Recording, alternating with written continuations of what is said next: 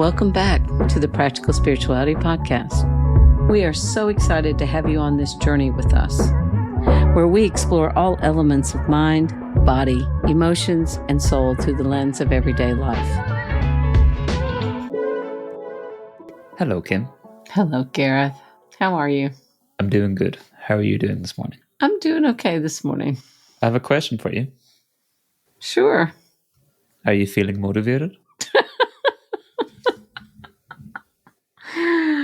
Oh, that's such an interesting question. Hint, hint, the topic of this week's episode. I can tell it's going to be the topic of this week's episode. You know, I've just come off of a few days of feeling unwell, so no, I am not motivated at this moment. Let's see, can we turn that around by the end of this episode? Sure, hopefully we can. Let's do that. So for this week's episode, we're going to be talking about motivation and sometimes why we can feel unmotivated, because I do think that is a universal experience we all go through, but it's never talked out like many of the topics that we discuss on this podcast. And I think there might be some interesting angles of having that open discussion of why we go through that experience as human beings, and maybe what are some of the hidden messages behind experiencing that itself. Okay, so basically you're saying it's not just laziness. Is that what you're telling me? Not all the time. Okay. You have to add some wiggle room. Sometimes it might be laziness, but no, not all the time. Okay. I'll be interesting to hear this episode because it will probably light up some bells for me. So let's talk about why on our spiritual podcast are we going to cover lack of motivation or feeling unmotivated? Let's just dive right in. Okay. So I think when it comes to either being very motivated or very unmotivated, there's pros and cons to both sides of it. Because when you see someone who's incredibly motivated, incredibly driven, of course that can be a thing you want to support and encourage in people. But then we've all seen in different ways how that person could be running from a lot also, or trying to prove a lot of things to the world around them and to themselves. Okay? Right. And then you can have someone who's incredibly unmotivated, but they could also have a lot of trauma and difficult relationship with themselves, with their mind, their emotions, their body, and therefore they're actually not able to get into a space to be motivated for themselves, even in things they know they should do or need to do for themselves or the people around them. It's very hard to understand, okay, then what is the middle ground? Because I think everyone in their own way experiences moments or periods of feeling motivated or being motivated. And then, of course, the opposite also. So I think it's that when we're feeling extremely motivated, it gets to a stage where that person turns to burn out in some way in mind, body, emotions, which that's life's way of getting us to address or look at certain things from our past or things going on in present day. And or if we're feeling incredibly unmotivated and we keep repeating those same cycles, that's life's way of also telling us that change is also necessary in a different way to explore self also. So I think both in their own unique ways get us to look at certain areas of our lives and to create change present day that is needed. Okay. So in that, you spoke to quite a bit for me in the fact that I would say 90% of my life and the motivation in my life has been a driving factor is what I would call it. So it's what's got me out of bed in the morning. It's got me what's going. And what was behind that, sometimes fear, sometimes trying to prove myself, sometimes the trauma, sometimes, but it was definitely a moving away energy and it became moving towards something. But I would say when you have been using that for a long period of time, when you stop using that, it's a very big pendulum swing. Personal experience here, which I don't know if I've recovered from the other side of the pendulum yet. Because I feel it's like a swinging wrecking ball. It is like a swinging wrecking ball. That is exactly what it feels like, Gareth. And I mean, we can laugh, but that is what it feels like, because it used to be not a problem for me to be motivated, but it was what drove me, and I think it was probably more fear driven than anything else. Yep. But now that is not there, it's like I can't light a fire if my life depended on it. I'm sure I could, but you know what I'm saying. It's Yeah. like, it's very hard because part of what's going on, and I know you and I are going to talk about it, but I know I've been through the emotional burnout. And I do feel like I've done a lot of the work on the emotional burnout. The drive is not there anymore. And I think that scares people if the drive disappears. What then motivates you? Well, I think depending on the person is that if you're not extremely motivated and you're not extremely unmotivated and you're somewhere in the middle, you could argue you're actually at peace, but that scares people because they've never been there before. Right. But yeah, we're Right. still on this journey of growth in this lifetime because you and I talk about on this podcast so much is that as long as we have breath in our body, we're here to grow in some way, shape, or form. Mm-hmm. So I think, as we were talking about, if you take any individual in different stages in their life of when they're extremely motivated or extremely unmotivated, it's all, excuse my language, a big mixing pot of crap in there, depending on where that pendulum actually swings. But depending on where that pendulum is, exposes us to a whole new world of experiences as an individual and exposes us to different people along the way that have a huge impact on our present day and the people we end up becoming. So Mm-hmm. I think you can honestly say that from a spiritual perspective throughout looking back on our own individual lives. But I think what's interesting about it is that trying to understand and listening to the language of our mind, body, emotions present day to understand why it is present today in the way it is, let it be being extremely motivated, unmotivated, or kind of like yourself, and an in-between place where Mm-hmm. what is the message here and how do I run and grow with that? And I think that's where a lot of us are at a loss because even when we're willing to explore it, it kind of feels like the message is being kept from me, even when we're Yes, it trying to does. look for it, right? Yes. Yes. Most definitely it feels like that. And so I think it's very interesting for people who are going through it because if I wasn't as aware as I am and done the level of work on myself, I would probably just think that I was very lazy or depressed or something was really wrong with me Yep. if I was feeling those feelings.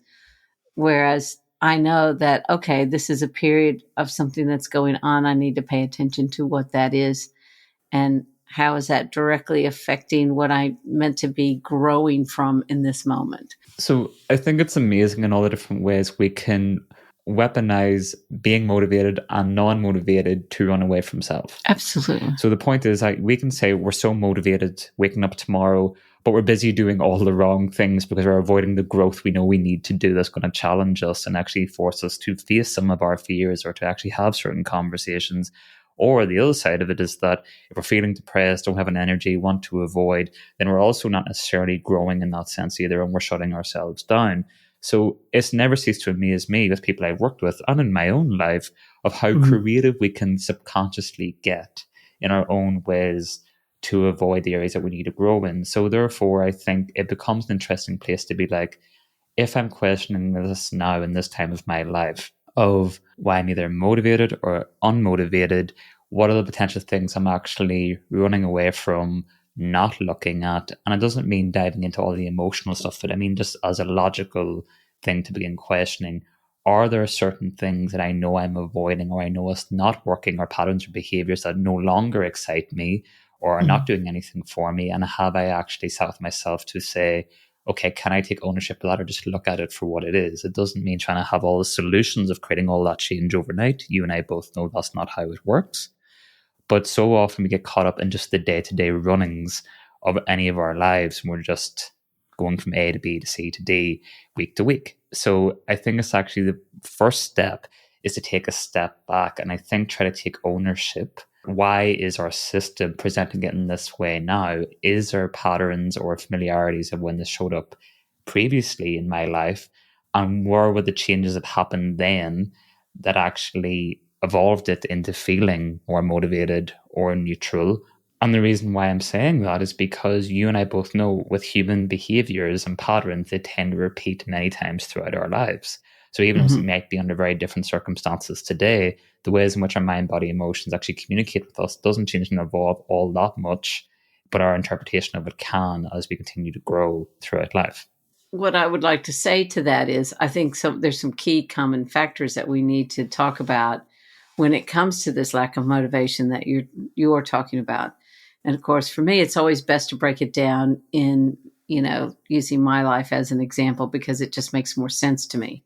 So if we're talking about emotional depletion, I can say quite honestly, throughout my life, because there was so much fear for various reasons, that there was a lot of emotional depletion and a lot of unmet emotional needs, both in childhood from the exterior sources and also throughout my life from myself, from not even knowing how to meet those emotional needs that I might have needed, or how to get support for myself, or how to be connected, for lack of a better way of saying it.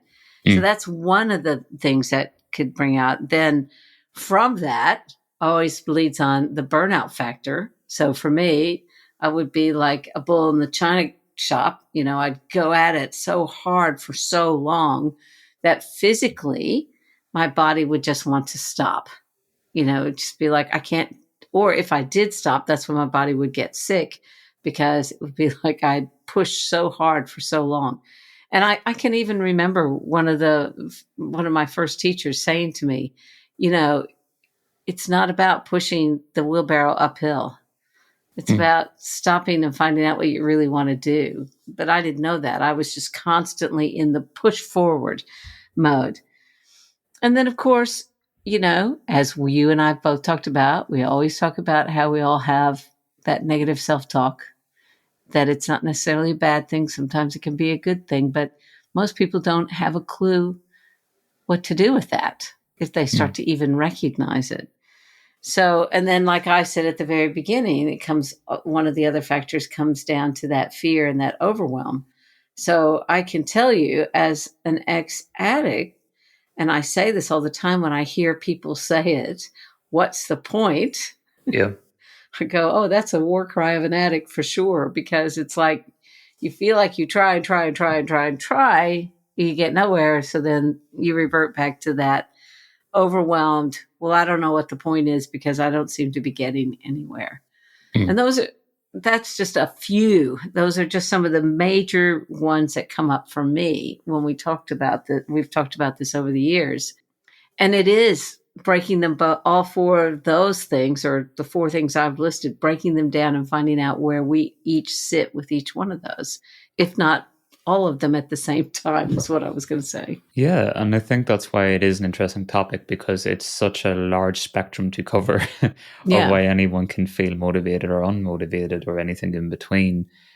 And I think that's what's interesting, especially when you're on that journey of, at a certain age, we start exploring self and questioning, because the reasons which a lot of us were motivated or unmotivated come down to what we've been exposed to, maybe some of the traumas that we discussed Mm-hmm. there that people can experience. But then when we're following that playbook of life, of what's expected from us, a lot of us are just following what we think we have to do. Mm-hmm. And therefore, when you get to a certain age where you're starting to question, this playbook isn't working for me, and we feel like we have to do more and more, then it comes up, am I having a midlife crisis? Why am I not motivated? Why there's something missing? So then it does force us back to actually have to question this playbook we'd all been taught to follow for such a long period of our lives. I couldn't agree more with that, because that seems to be a huge thing. I know in the circles that I've run around in, we've often said we've been sold the Cinderella story, or we've been sold the success story, both being different but the same in some ways. The Cinderella Mm. story is, I'm going to grow up and meet my Prince Charming and everything's going to be wonderful. And I'm going to get married and have 2.5 kids, and my life will be fantastic. Or I have to get out there and be a success. And if I get to the top of my career and then I'm earning X amount of dollars and I can provide for my family and blah, blah, blah, blah, blah, then that's when I'm going to be successful and happy. Yep. And I'm not saying that they are not formulas for success for some people, because some people It will can do be. that and, Yep. and Yep. will be very happy. But I would say the majority of people, that is where they find themselves questioning quite a bit. But when the shoe doesn't fit, yes, when the shoe doesn't fit, that's when you know you're in trouble. And because, as you said, it does work for some people, it doesn't work for everyone. And that's a really hard pill to swallow when you've invested so many years of your life into trying to make that shoe fit. Mm-hmm. And you only end up over really hurting yourself and sometimes hurting the people around you unintentionally. But that is a part of the experience I think most of us have been through in different times in our life in different ways. So I think for a long time, a lot of us were motivated to fit in and to try to be normal and to try to be accepted. And that only really takes us so far before we realize actually this isn't feeding us internally in which we were told how it should. And that's where a few different worlds start to collide, because as you were saying, what we were told versus it actually being compared to our experience of that reality is two very different things. So something's not adding up. And we all have buried that fact for a period of time, but then it grows legs. So I think that automatically affects our ability to be motivated or not motivated, because we can get more motivated to run from it faster and bury ourselves into more stuff, or we get more unmotivated because we're depressed or we're leaning into certain addictions or we're trying to shut ourselves down in some ways. But you don't hear many people talking about that middle ground of actually what does that mean for self on this journey. Well, I think that's the bigger part of it. When I started waking up to some of this, just the reality that that's not what life was going to be like was depleted my motivation in quite a big ways, because it's that depletion of the emotional hope and the I've been working so hard for this and now this isn't going to happen. Or, it's one of the things I talk with some of my clients so much about is, we get to a certain age and we go, wait a minute, I don't have the white picket fence, or I have the white picket fence and I have the husband and I have the kids and I have or the wife and the kids. Why am I feeling so bad inside of myself? Yep. And why does it feel so hard to get up and go to work every day when I have what I'm supposed to be excited about? And I think that's the emotional depletion in itself, because there's so much confusion around waking up to some of these things that we're talking about.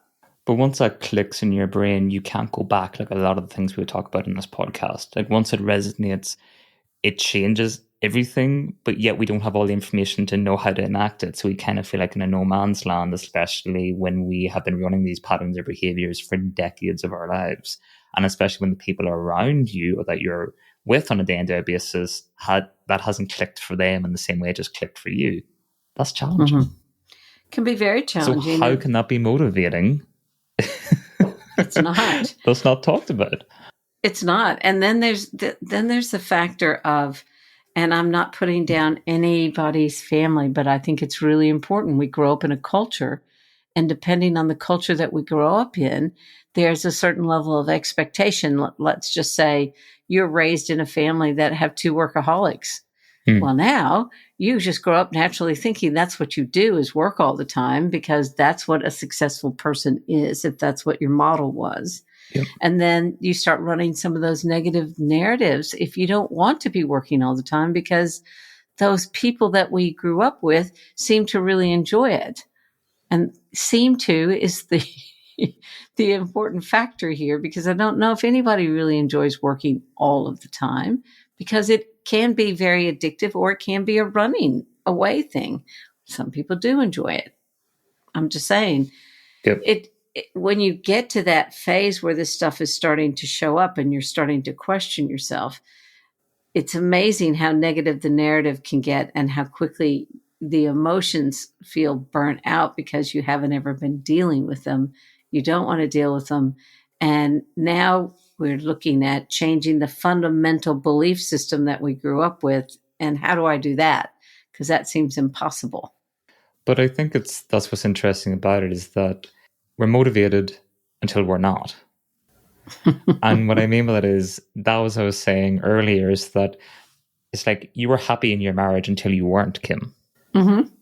Mm-hmm. When we were motivated for that period of time and it made sense for us, we were going through, that was the journey we were on with the experiences we were meant to have with those people.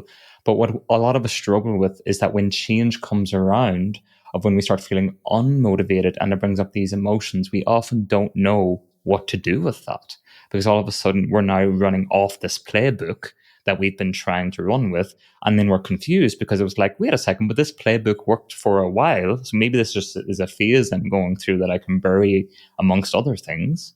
Mm-hmm. But this is my point, is that when we're motivated, it's an indicator of what's going on in our lives in mind, body, emotions. When we're unmotivated, it's an indicator of what's going on in our lives in mind, body, emotions, and the people around us. But when we don't know how to read those indicators, of course, we're going to feel lost. And I think that's when, like any of us, we push ourselves into extreme positions or into extreme cases in hopes to find a resolution of some kind, but actually just ends up putting us through more traumatic experiences and putting more stress and strain on ourselves and the people around us. So you can see why people are confused about the basis of understanding what motivates them and what stops them from feeling motivated or just at peace in life.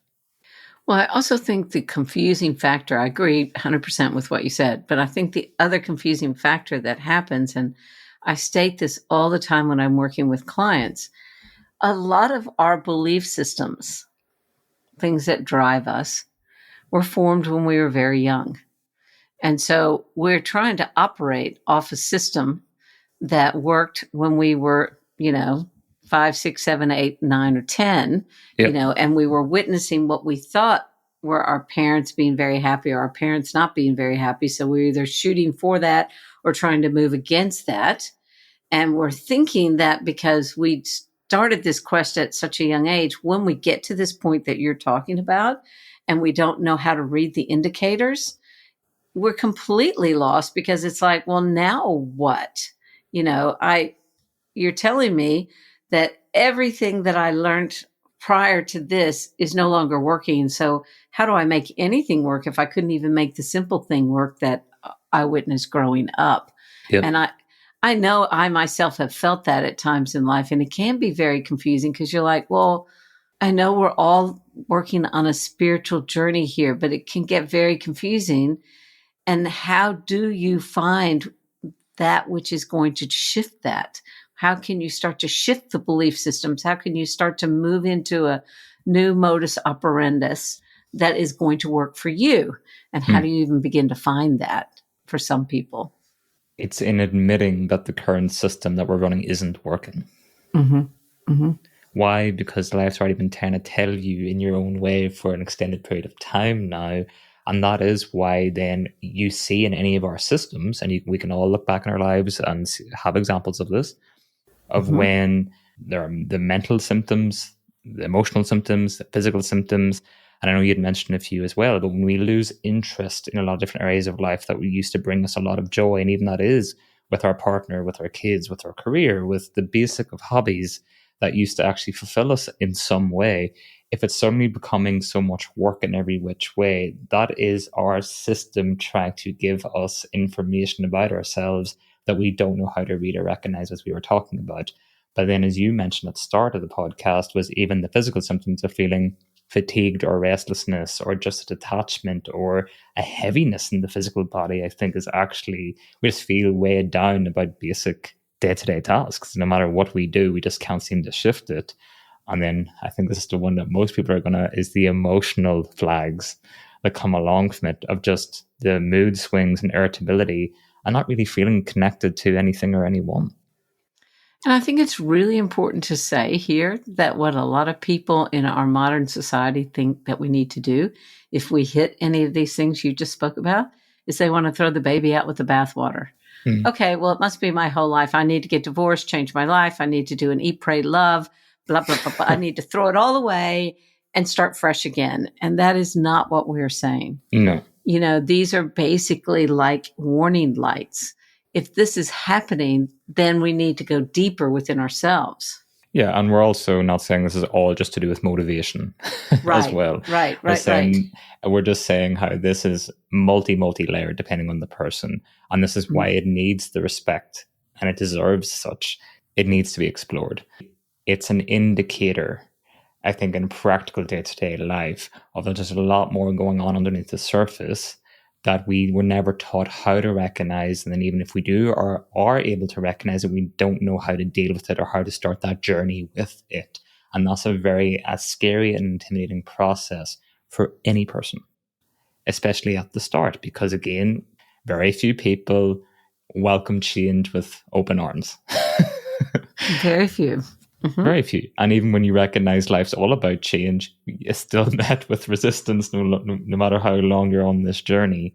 But I think understanding these indicators and now being able to enact some of these small steps that we're going to get into can be incredibly helpful. It's about diving into it, understanding it, being more patient with it, and creating space for self. Yes. And knowing us, I think we have to put the other caveat in here of knowing that there can be a fine line. Like you said, it's multi-layered. It's not just about motivation. That if some of those things are happening for you and you are looking at it and not finding an answer, of course you want to seek outside help because it could be an indicator of other things. But for this particular conversation, we're just talking about the motivational side of things. And so then, I'd love to say it's like, oh, well, the smoke alarm went off. All I have to do is hit the button and stop it and say false alarm and move forward. It's never that easy. And so it's not just a switch we're going to flip and that we're going to be back being motivated. Yeah. But I think that's what's interesting about any area of our own lives is that when these indicators come up, it's because that's our system telling us, oh, look, there's something new here to learn about yourself. Yes. And this is why it's happening. So, and that doesn't go away, and nor will that ever stop until any of our last breath. And I think that if we had been taught that since we were 2, it would have helped, that's for sure. It would have helped. And I think bearing in mind that whenever we're learning something new or exploring something new, we don't have the insight or the ability to do it very quickly. It's about, okay, this is a journey of really unpacking, finding out what it is that really needs to be looked at and explored, and maybe start to have a shift in a different direction if that's what's right for you. Yep. And that has to happen in little tiny baby steps most of the time. Yep. Let's take a step back from this week's episode and share with everyone what we've been up to behind the scenes. We're really excited to be able to finally offer the Gareth Michael community to each of you. The community offers a range of benefits, including access to our live events, weekly podcast episodes, articles, self-check-in questions, as well as a community of individuals you can connect with and interact with along the way. It's designed to offer you support, guidance, and a safe space on a day-to-day basis. We'd love to have you join our global community of like-minded individuals. That website address again is www.garethmichael.com. Now, let's get back to that episode, shall we? But it also happens, as we talked about even in some of the previous episodes, Kim, that it is a part of our spiritual path into when these things unfold in front of us and are meant to explore it. And I think that's why another reason to why we get very demotivated about our own lives is because our energy doesn't want us to add new experiences to our life for new people when there's so much about what we currently haven't processed that we need to do the journey with the people around us or from our past experiences or traumas, why would our system motivate us to add to that of which we don't already understand? And I think I'm not saying that's the root of why motivation is lacking, but I'm saying there's so many multi-reasons to why our energy is asking us to do it now and not 20 years ago. But this is where being able to understand the language of self and do that journey, you see of why in any given year, any part of our lives, why the motivation fluctuates depending on our experiences or the things we're dealing with, not dealing with, taking responsibility with, not taking responsibility with. You see where I'm going with this. Mm-hmm. But that's where there's signals that it's a language we haven't been taught. So that's why we actually can't be angry at ourselves or the people around us. And that's where having that little bit of self-compassion, and as you said, taking a little step at a time becomes so important to have patience to learn about ourselves, because none of this has been taught to us. But that's where the growth is in it for us all. And I think the other factor to be aware of, and which I didn't understand for many years because I started getting clean and sober at such a young age. And of course, I wanted all the information then. And what I didn't know, and I think it's so funny and cliche that we talk about midlife crisis. I don't really think it's a midlife crisis. I think it's kind of a midlife waking up period. Mm. And the reason for that is, in my 20s, even though I wanted it all, did I have the emotional capacity to understand it? Had I had the experiences that I needed to have within myself and others, to have the patience to look within? Because at that stage, I was still definitely blaming the without. Yep. Yep. So there's so many things that go into it. And some people do start this journey earlier than others, and that's just because that's what's right for them. But if it's not happening at the speed you want it to understand that it is a process that we go through, and it is a process of unlearning and starting to know ourselves. Like if you had told me in my 20s, I mean, the only thing I would have agreed with in my 20s with what the information that was coming at me was that maybe my spiritual beliefs were different than what my parents believed. Mm. And that I knew that I could agree with that. But if you were to tell me that I needed to change my work ethics, I would have said no. No, I can't do that. This is a core value. I've got to go. I've got to do it this way. I didn't have that capacity to explore what was driving it at that point.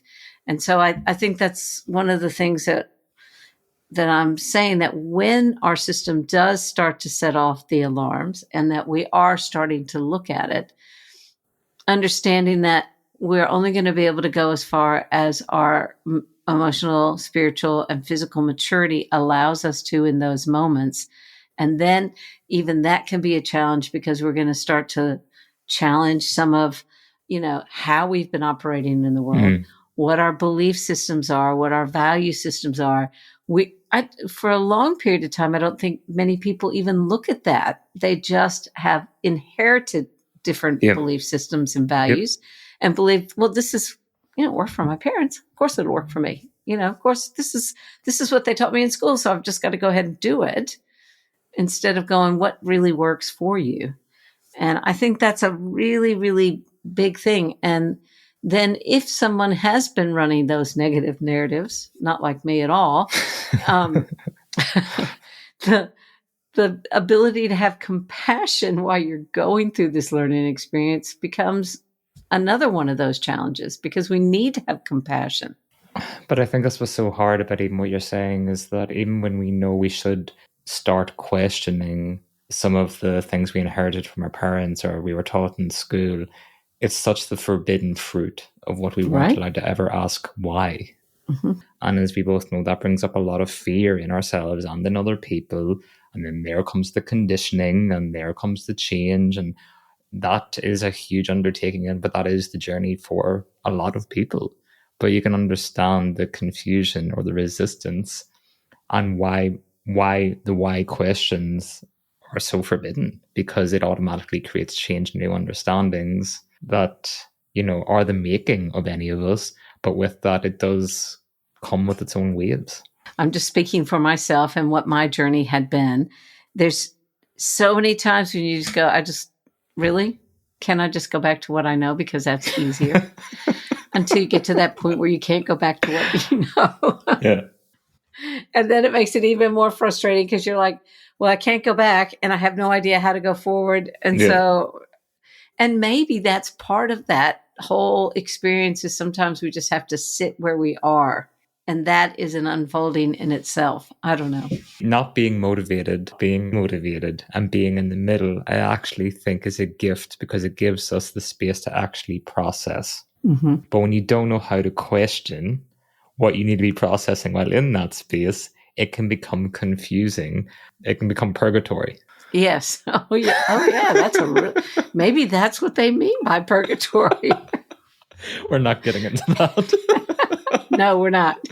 But yes, it can feel like that. I can attest to that. It's like the logical mind doesn't know where to go with it, because it hasn't had the training, so to speak, of where do I go with this. It doesn't mean that the experience itself is wrong, but that's what's interesting about the growth that's needed in that moment in time. But once again, where does any of us go? Well, I go to Michael, but where does people go in order to actually question, what is this about? Do you know what I mean? Because that's what we often talk about in any of these episodes. These are normal experiences we all go through in a given day, and we all accept we all go through them, But do any of us talk to each other about it? It's No. nuts.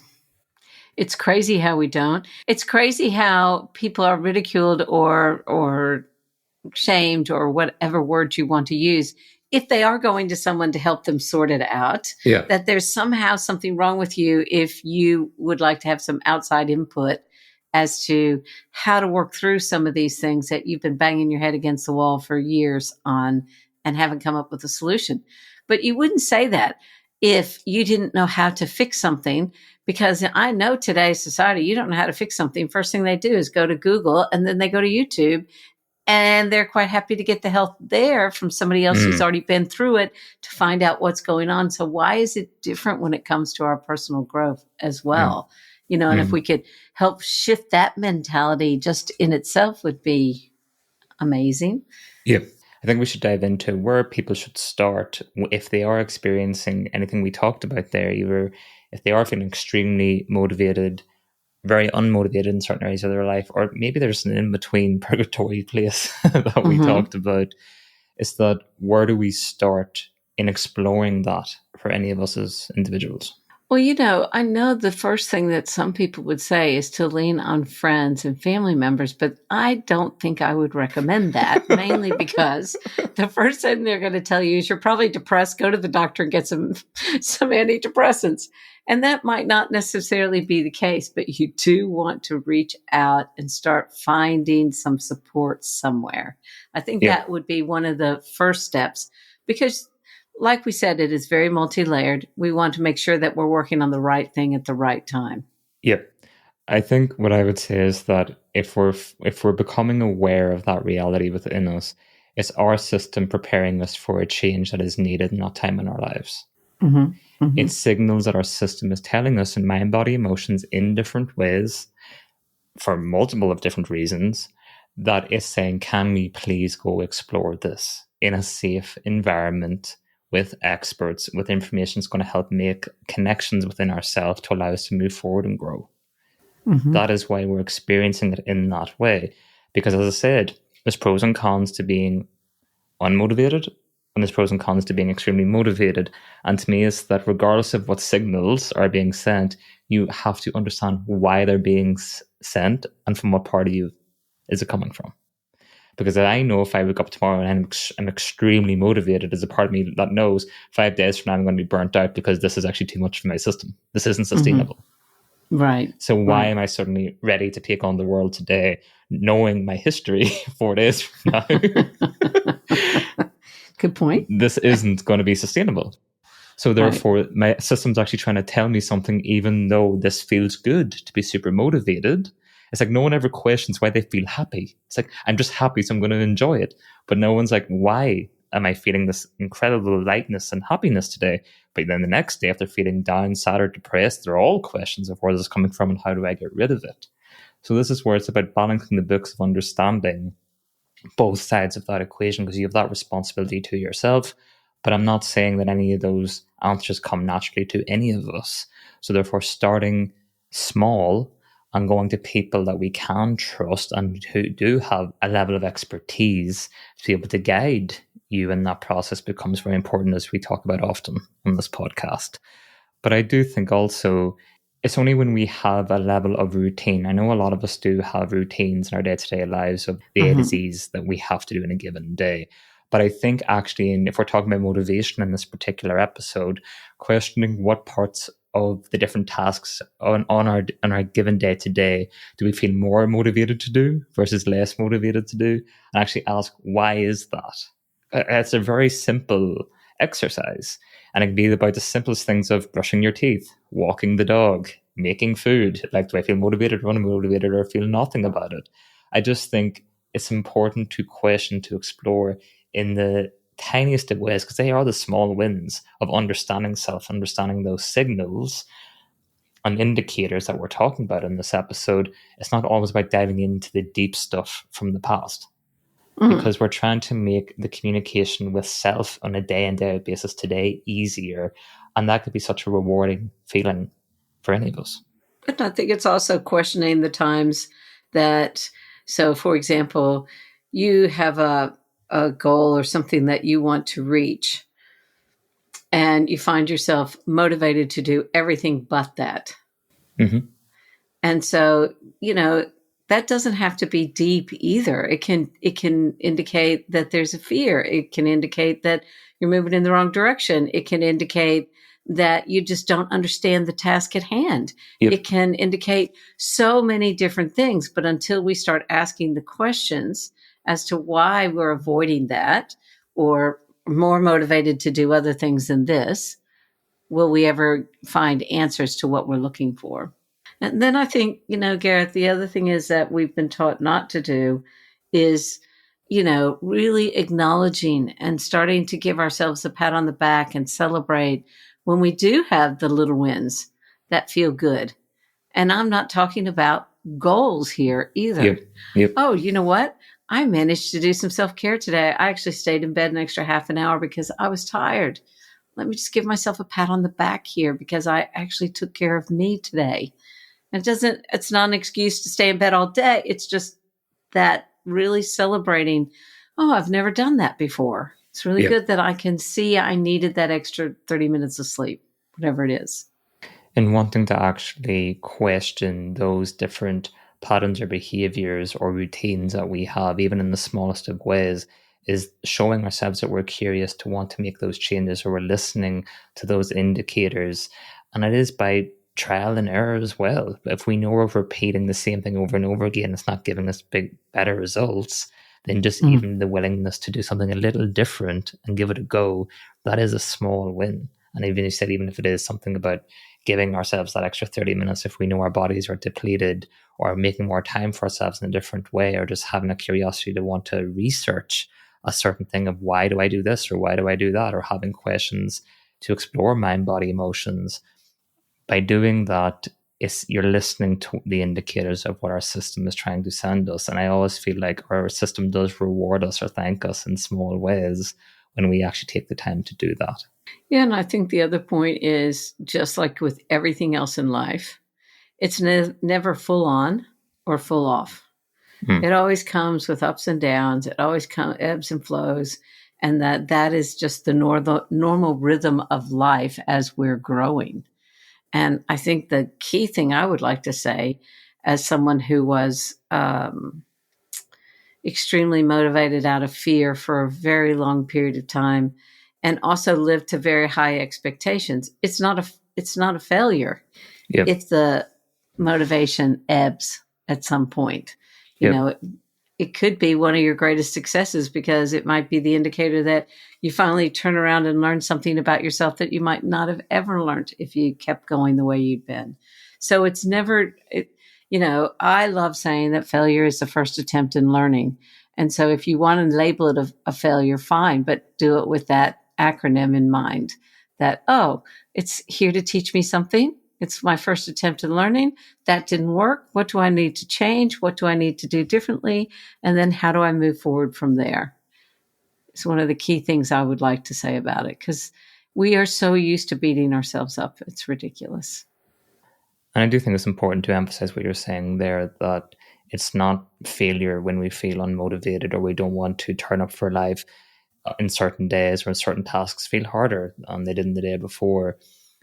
As I was saying throughout this episode, I do feel as that it is our system trying to get us to look at things from a different perspective or different angles. So when we're feeling unmotivated or in that neutral space, it's because our system is asking for like a timeout of life or a break in order to give you a healing and processing time. But it's not your fault that you don't know how to question life or what you've been through when the energy or your system puts you in that space to process. And I think it took me a long time to learn that. And then with that information, then naturally, bit by bit, you stop beating yourself up. You stop being hard on yourself. You stop running that negative bias as much. And then when it does run, you know why it runs. Yes. So therefore, you can see the purpose of motivation and sometimes there the lack of when it comes to this human experience or journey. So like any of these things, when you understand why it happens, it can be the gift of growth when understood. Very well said. Thanks so much for listening. If you enjoyed this episode, then you might want to check out our online community. We built it to offer you the comfort of having a supportive community by your side, no matter where life takes you. Connect with like-minded individuals through our app. Navigate each step of the journey together with us. By joining our Gareth Michael community, here are a few of the things you're going to get. You'll get exclusive real-time access to live recording and events, advanced access to each new episode, the opportunity to ask questions directly of Gareth and I, input into what topics we cover in the show, access to exclusive content not available anywhere else. To learn more about our community, please go to www.garethmichael.com. Thanks again, and I hope you guys are having a lovely week.